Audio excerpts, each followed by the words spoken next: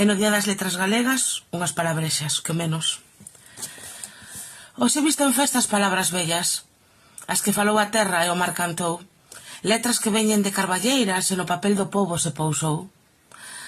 Galego doce, lingua de Berce, de Rosalía de Curros, de Pondal, no peito lateixa non esmorecen, e raíz forte, e vento, e temporal.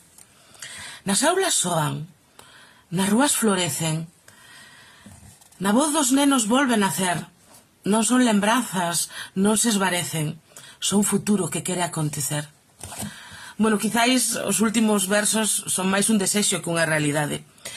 E simplemente ten que partir de nós. É un chamamento a todas as persoas como a min, que sin que falemos galego, pero non o utilizamos todos os días. Ou non o utilizamos en todos os contextos. Eso non está ben. Se a temos que utilizala. E punto.